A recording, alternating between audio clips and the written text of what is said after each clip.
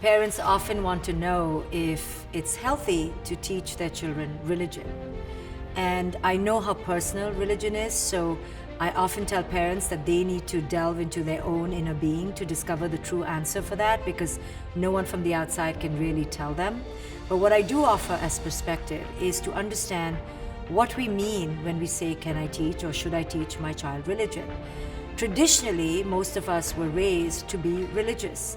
And what that really means is to follow a particular faith.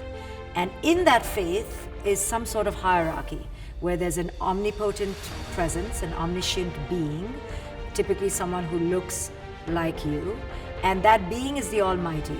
And then under that being is a whole series of hierarchical different beings, all of whom deserve worship. So now I then pose to parents to understand what this hierarchical worship could mean for the child.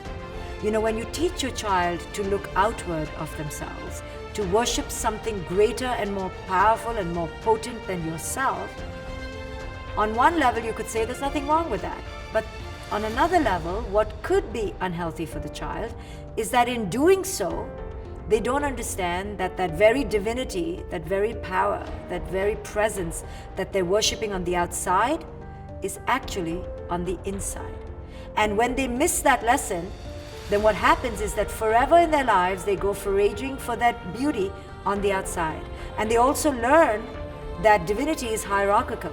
Only certain very special beings have this power, and not everyone has this power. Now, you may ask, what's wrong in that? Well, it could be that when one believes in that, one loses one's own sense of inner empowerment. When one believes that only special people are bestowed special qualities, then one grows up feeling, well, it's not me, so I can never be empowered. So there are lots of elements that go into raising a religious child. It's not just for the beauty that it could be.